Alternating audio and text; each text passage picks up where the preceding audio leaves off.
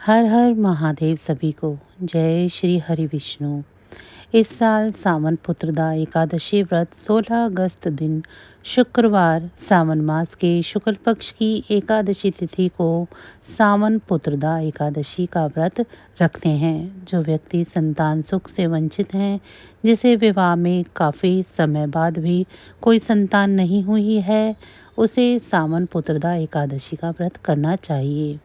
पौराणिक कथाओं के अनुसार सावन पुत्रदा एकादशी का व्रत और भगवान विष्णु की पूजा करने से संतान दोष मिटता है और उसे संतान की प्राप्ति होती है।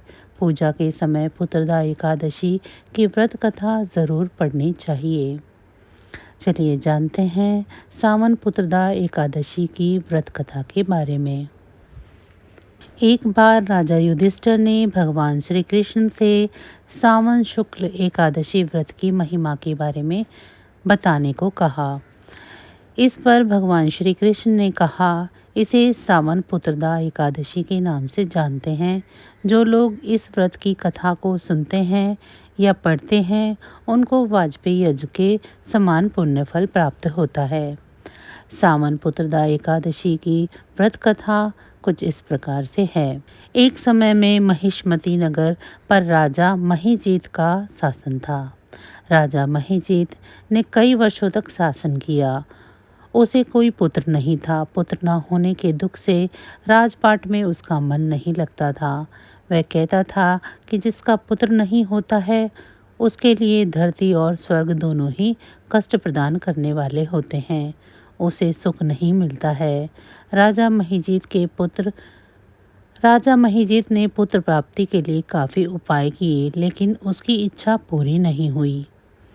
वह काफ़ी दुखी रहने लगा। एक दिन उसने सभा बुलाई और उनसे अपने मन की पीड़ा व्यक्त की।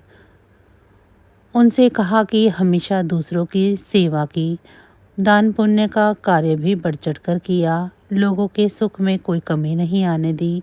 इतना कुछ करने के बाद भी उसे कष्टकारी जीवन व्यतीत करना पड़ रहा है। उसे कोई पुत्र नहीं हुआ। इसका कारण क्या है? राजा महीजीत के दुख से प्रजा और मंत्रीगण भी दुखी थे। वे जंगलों में जाकर ऋषि और मुनियों से अपने राजा की पीड़ा बताते और उनके निवारण का उपाय पूछते। इसी क्रम में एक दिन वे लोमेश ऋषि के आश्रम में पहुंचे। उन्होंने लोमेश ऋषि को प्रणाम करके आने का उद्देश्य बताया। उनकी बातें सुनने के बाद लोमेश ऋषि ने ध्यान लगाया और राजा के दुख का कारण जानना चाहा। अपने तपोबल से उन्होंने जाना कि पूर्व जन्म में राजा महीजीत ने धन कमाने के लिए कई बुरे कार्य किए थे। वह एक निर्धन वैश्य था। एक बार वह 2 दिनों तक भूख प्यास से परेशान रहा। पानी की तलाश में एक तालाब के पास पहुंचा। वहां एक गाय पानी पी रही थी, तो उसने उसे भगा दिया और खुद पानी पीने लगा। उस पाप कार्य के कारण इस जन्म में उसे पुत्र सुख प्राप्ति नहीं हो पा रही थी। लोमेश ऋषि ने उपाय बताते हुए कहा कि सावन शुक्ल एकादशी को विधि पूर्वक व्रत करो, विष्णु पूजा पाठ और रात्रि जागरण करो।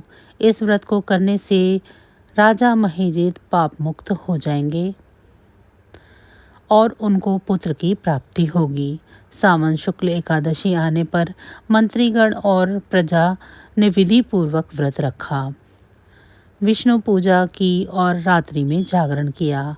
अगले दिन द्वादशी को उन्होंने अपने व्रत के पुण्य को राजा महीजीत को दान कर दिया। उनके पुण्य प्रभाव से रानी गर्भवती हुई और राजा महीजीत को पुत्र प्राप्ति का सुख प्राप्त हुआ।